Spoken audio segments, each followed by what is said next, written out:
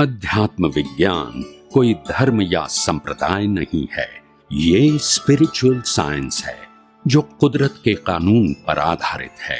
ये विज्ञान पूरे ब्रह्मांड के सभी रहस्यों को उजागर करता है और जीवन के सभी पहलुओं को समझने के लिए एक नई दृष्टि देता है।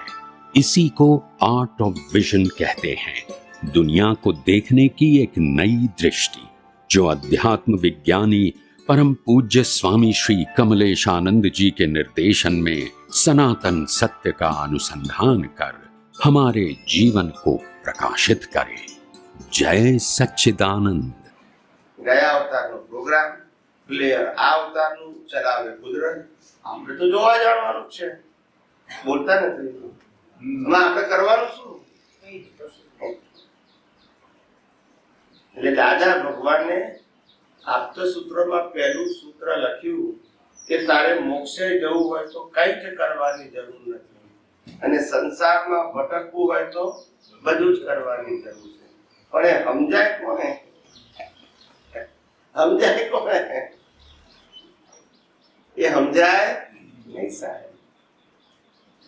આ તો કંઈક આ કળિયુગની અંદર પણ આવા મહાન પુરુષો ની વિદાય લીધા પછી પણ ખ્યાલ આવે, આવા સમર્થ પુરુષોએ પણ વિદાય લીધી આ દુનિયામાંથી.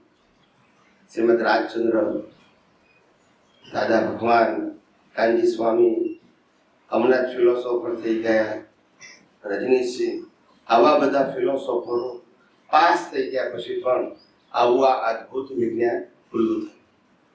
નહીતર બધા એમ કહે કે હવે આ પડતો કાળ છે, હવે કોઈ સારો કાળ આવવાનો. પણ એવા પડતા કાળમાં વિજ્ઞાન ખુલ્લું થયું. તે હાંભળનારની પુણ્ય હોય તો થાય સાહેબ, એટલું બોલનારની પુણ્ય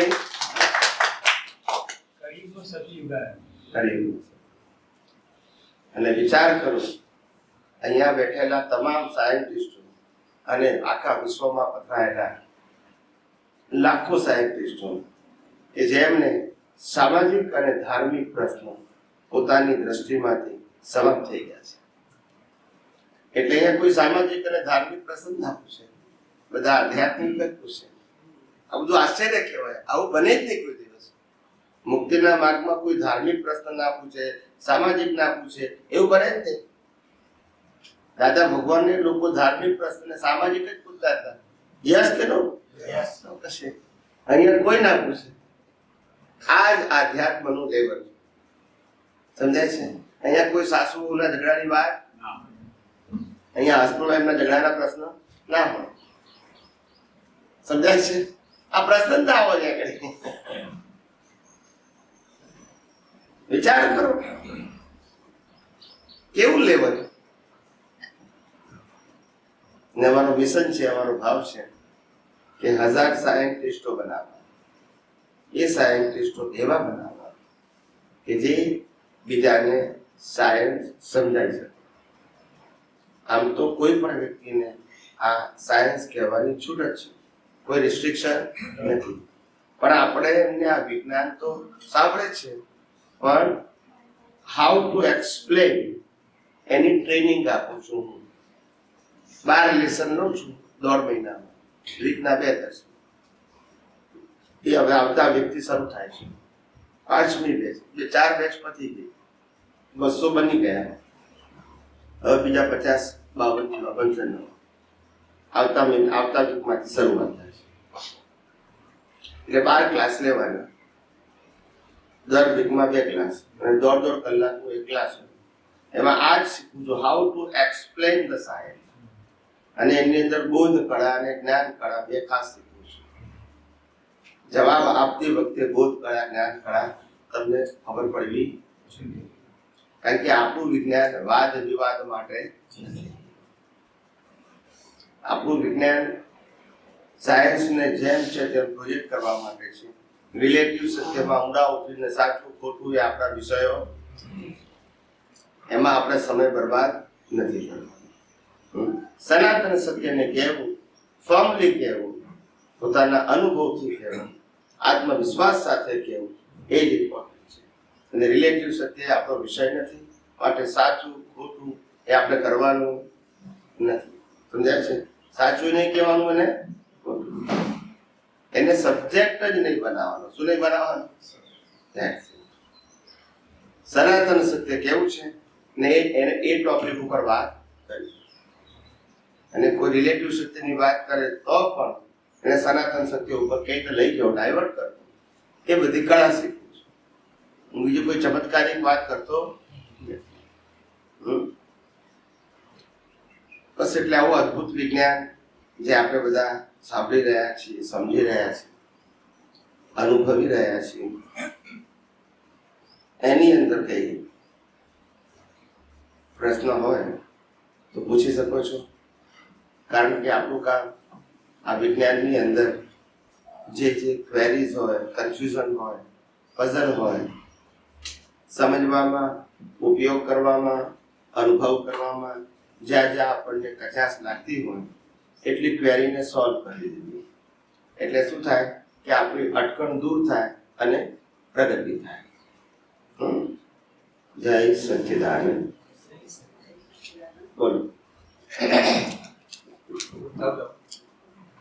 પણ આ જન્મે આપણે કોઈ પણ ઈચ્છા થવી એ આપણે કયા કર્મનું કારણ? કયા અવતારના? જરૂર ના હોય તો ઈચ્છા થવી. આ અવતારમાં બધું મળે છે, જરૂરત વગર જ મળે છે. મા બાપને ક્યાં આપણી ઈચ્છાથી મળે છે? યસ કે નો? ભાઈ બહેન આપણી ઈચ્છાથી મળે છે. જન્મતાની સાથે ઘર ઈચ્છાથી મળે છે, તો મૃત્યુ ઈચ્છાથી મળે છે. ઈચ્છાથી શું થાય છે? બોલો. આ દુનિયામાં જન્મેલો પ્રત્યેક જીવ પોતાના ગયા અવતારમાં બાંધેલા કર્મોને ભોગવવા માટે આવ્યો છે. પોતાની પસંદગી પ્રમાણે જીવવા માટે આવ્યો નથી. અને પસંદગી પ્રમાણેના સંજોગો રામકૃષ્ણ મહાવીરને પણ ના મળે. સમજી ગયા? એટલે પસંદગી એ શબ્દ આવતો નથી. જ્યાં લઈ લાયેલા કર્મો ફરજિયાત ભોગવવાના છે ત્યાં પસંદગી ક્યાં આપે? કુદરત ગયા અવતારના કર્મનું ફળ આપે છે. આજની શું પસંદગી છે અને કુદરત સાથે કોઈ લેવા દેવા? સમજાય છે? આખી લાઈફ પસંદગી વગર છે અને પાછી ફરજિયાત છે. કેવી ફરજિયાત? હા, કોઈ ઓપ્શન નહીં. એટલે તો કીધું આ શરીર કુદરતે બનાવ્યું છે, કુદરત ચલાવે છે અને કુદરત એનો અંત લાવે છે. એમાં આપણી ચોઈસ ક્યાં કામ લાગે? બનાવ્યું છે જેને ચલાવે છે એમાં આપણી ચોઈસ ક્યાં કામ લાગે? આપણે નવા ભાવ કરી શકીએ. શું કરી શકીએ? નવા ભાવ. જેનું રિઝલ્ટ નેક્સ્ટ બર્થમાં મળે. આજે કશું બદલાય? જે ગયા અવતારમાં એક્ઝામ આપી હતી કુદરત પાસે છે, હવે રિઝલ્ટ આપે છે. હવે કેમનું બદલાય? એમાં કોઈનું ચાલે નહીં, આપણું નહીં, રામકૃષ્ણ મહાવીરનું ના ચાલે. હવે કુદરત જે સંજોગો આપે એ પ્રમાણે જીવવાનું. ગમે એટલી બુદ્ધિ, તાકાત, હોશિયારી, ઇવન તો જ્ઞાન દશા હોય, ઇવન તો કેવળ જ્ઞાન હોય, ઇવન તો તમે તીર્થંકર હોય, તો પણ તમારું ના ચાલે.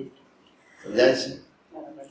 મહાવીર ભગવાન જૈનોની 24મીના છેલ્લા તીર્થંકર ભગવાન મહાવીર ભગવાન કે જેમના માતા પિતા એમની 28 વર્ષની ઉંમરે સ્વર્ગવાસ થયો. એ માતા પિતાના મૃત્યુ પછી તરત જ ભગવાન મહાવીરે એમના મોટા ભાઈ ભાભીને કહ્યું કે ભાઈ મને હવે સંન્યાસની આજ્ઞા આપો, દીક્ષા લેજો. ત્યારે એમના ભાઈ ભાભીએ કીધું કે હજુ માતા પિતા નો સ્વર્ગવાસ થયો તો હજુ સમય નથી થયો, એનો ઘા તો રૂજાયો નથી, ત્યાં તું દીક્ષાની વાત કરે છે? સમજાય? રોકાઈ જા 2 વર્ષ. તો મહાવીરને પણ 2 વર્ષ. સમજાય છે? નહીં. કોની ચોઈસ હતી એમ પૂછું છું. લાઈફમાં ચોઈસ કોને છે? જન્મતાની સાથે જ ચોઈસ નથી, કોઈને નથી. મારી વાત સમજાય?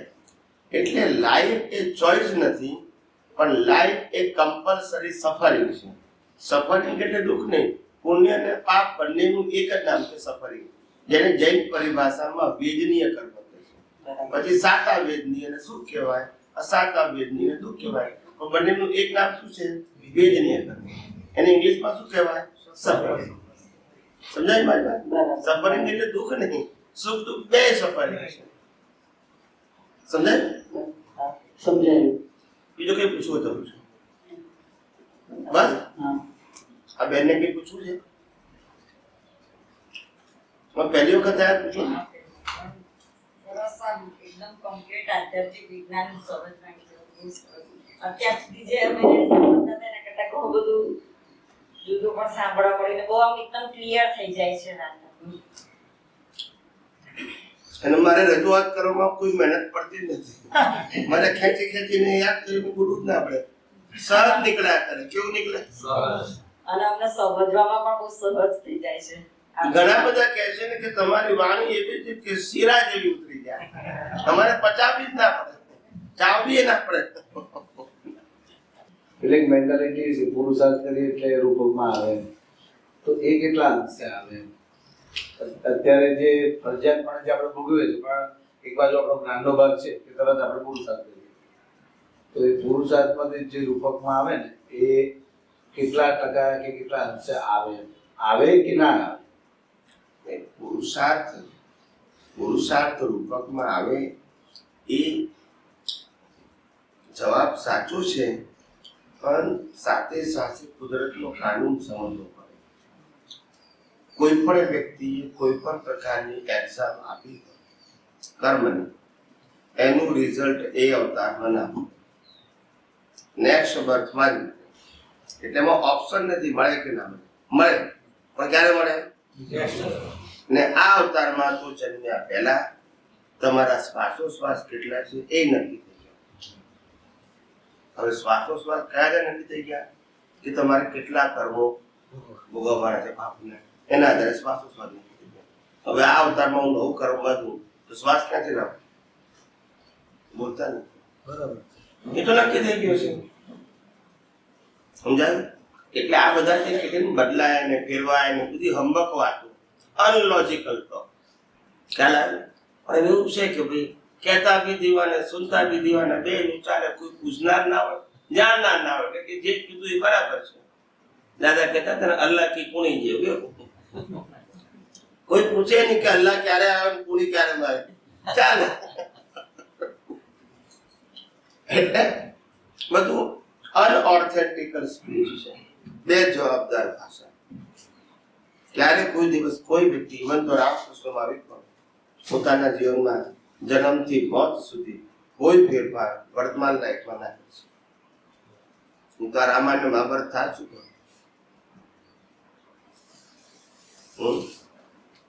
અને ગ્રહો અને ગ્રહોની વિડીયોની વાત કરીએ છીએ. આ રાવણને તો 9 ગ્રહો નિકટમાં વર્તા હતા. ગ્રહો હોવ વિડીયો નહીં, નંગ નહીં, આચા નંગી ને બસ તો હારી રામાયણ થઈ. ના લોકો વિડીયોમાં બતાવવા સમજાય. દુનિયા તો આમ જ ચાલે ને સાહેબ. કારણ કે કુદરતને તો બધાનું ચલાવવાનું, નંગવાનું ચલાવવાનું, જ્યોતિષનું ચલાવવાનું, પેલાનું ચલાવવાનું. શું કરે દાદા કીધું બધાનું ચલાવવાનું. એટલે આવું હું જોઉં તારે મને હસવું આવે બધું કે હા દુનિયા કેવી છે. ખ્યાલ આવે. જે દુનિયા કુદરત કહે છે મારી હતી, મારી પાસે જ રહેવાની છે, મેં તને ફક્ત જે સંજોગો આપ્યા છે શરીર રૂપે, સંપત્તિ, સંબંધ, સાધન અને સત્તા રૂપે એ યુઝ કરવા માટે આપ્યા છે, ઓનરશિપ માટે નહીં. પણ માણસની તકલીફ એ છે જે મળે એનો માલિક, જે મળે એનો માલિક. વાઈફ કોઈના કે બાપાએ જન્મ આપ્યો તોય કે છે મારી. એટલે તારી ક્યાંથી છે? પરણેલી તારી હાથે, તારી થોડી છે. બોલતા નથી. તને કર્મના હિસાબ પૂરા કરવા માટે ભેગી થઈ કે તારી થઈ ગઈ? બોલો. પણ કેટલી અજ્ઞાન. કુદરતનો નિયમ કેટલો સ્પષ્ટ છે જે આપણે અનુભવીએ છીએ કે આ દુનિયામાં જન્મેલો કોઈ પણ માણસ, આ દુનિયામાં જન્મેલો કોઈ પણ માણસ કશું લઈને આવતો નથી અને મરે ત્યારે કશું લઈને શેની ઉપાધિ છે? અને આ શરીરને જીવતું રાખવા માટે હવા પાણી ખોરાકની જવાબદારી કોની છે? પછી આપણે ઉપાધિ શેની છે એ ખબર નથી પડતી. આપણે ચલાવવાનું હોય તો ઉપાધિ છે, નથી આપણું શરીર, નથી આપણે ચલાવતા, નથી આપણે સંજોગો ઉભો કરતા, બધું એ કરે છે. ઉપાધિ આપણે એની છે. ઘણા કે સ્વામીજી મારે તો $1 મિલિયન ની ખોટ ગઈ. હું કહું આયા પછી ગયા કે વગર આયા ગયા? બોલતા નથી. તો આયા તો એને જ આપ્યા ને, લઈ એને લીધા, અને નહીતર લઈ લેવાના છે ને. શરીર હવ લઈ લેવાના છે. ઉપાધિ છે નહીં, જે બચ્યું એ ફાયદો જ છે ને. પણ દ્રષ્ટિ નથી ને. શું નથી? દ્રષ્ટિ નથી. મેન ખામી દ્રષ્ટિ નથી. અને સાચી દ્રષ્ટિ હોય તો આ જગતમાં દુઃખ જેવું હોય છે જ નહીં. તો પછી